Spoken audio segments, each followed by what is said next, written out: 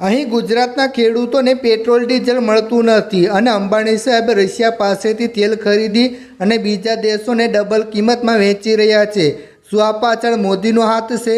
શું છે હકીકત અને રાહુલ ગાંધી આવા આક્ષેપો કેમ કરી રહ્યા છે? ચાલો આપણે વિસ્તારથી જાણીએ।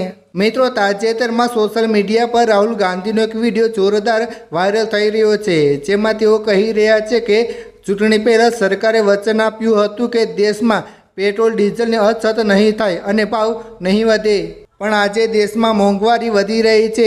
ત્યારે અંબાણી રશિયા પાસેથી સસ્તું ક્રૂડ ઓઇલ ખરીદીને આંતરરાષ્ટ્રીય બજારમાં ઊંચા ભાવે વેચી રહ્યા છે અને અજબો રૂપિયાનો નફો કમાઈ રહ્યા છે।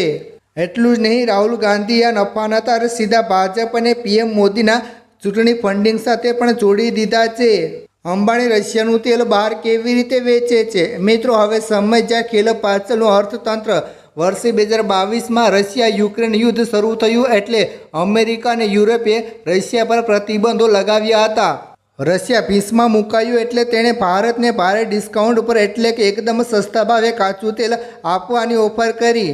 ગુજરાતના જામનગરમાં આવેલી મુકેશ અંબાણીની રિલાયન્સ રિફાઇનરી, જે દુનિયાની સૌથી મોટી રિફાઇનરી છે, તેણે આ તક ઝડપી લીધી। રિલાયન્સે મોટા પાયે રશિયાનું સસ્તું કાચું તેલ ખરીદી લીધું, પણ ધ્યાન રાખજો, રિલાયન્સ સીધું પેટ્રોલ નથી ખરીદતું, તે કાચું તેલ લાવીને જામનગરમાં તેને પ્રોસેસ કરે છે, તેમાંથી આંતરરાષ્ટ્રીય સ્તરનું પેટ્રોલ અને ડીઝલ બનાવે છે અને પછી તેને યુરોપ અને અમેરિકાના બજારોમાં મોંઘા ભાવે નિકાસ કરે છે। સસ્તું ખરીદવાનું અને મોંઘું વેચવાનું, આ બિઝનેસથી કંપનીને બમ્પર પ્રોફિટ થાય છે। શું આ ગેરકાયદેસર છે? મિત્રો, હવે સવાલ એ થાય છે કે શું આ ગેરકાયદેસર છે? તો મિત્રો, તેનો જવાબ છે ના। ઇન્ટરનેશનલ ટ્રેડ રૂલ્સ મુજબ જ્યારે કોઈ કાચા માલ પર બીજા દેશમાં લાવીને આટલી મોટી પ્રોસેસિંગ કરવામાં આવે ત્યારે તે પ્રોડક્ટ મેડ ઇન ઇન્ડિયા ગણાય છે, રશિયન નહીં। એટલે યુરોપના દેશો પોતે રશિયા પાસેથી સીધું તેલ નહોતા ખરીદી શકતા, પરંતુ ભારત પાસેથી કાયદેસર ખરીદતા હતા। પરંતુ તાજેતરમાં આમાં એક નવો વળાંક આવ્યો છે। ગ્લોબલ પ્રેશર અને યુરોપિયન યુનિયનના નવા કડક નિયમોને કારણે રિલાયન્સે સ્પષ્ટતા કરી છે।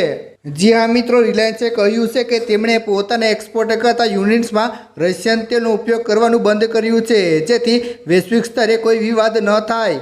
તો મિત્રો, રાહુલ ગાંધીનો તે આક્ષેપ તથ્ય આધારિત છે કે અંબાણી રશિયાનું સસ્તું તેલ પ્રોસેસ કરીને વિદેશમાં મોંઘા ભાવે વેચે છે, કારણ કે બિઝનેસના આંકડા પણ એ જ કહે છે। પરંતુ રાજકીય ફંડિંગના આક્ષેપો એ ચૂંટણીના માહોલમાં એક મોટો રાજકીય મુદ્દો છે। તમારો આના પર શું કહેવું છે? શું ભારતીય કંપનીએ દેશના હિત માટે ગ્લોબલ માર્કેટનો આવો લાભ લેવો જોઈએ કે નહીં? કમેન્ટમાં જરૂર જણાવજો અને વિડીયો ગમ્યો હોય તો લાઇક કરો, શેર કરો અને જેમ બને તેમાં વિડીયો શેર કરો, લોકોને દેખાડો, વોટ્સએપ, ફેસબુક પર ફેલાવી દો, જેથી કરીને બધાને જાણ થાય। ધન્યવાદ।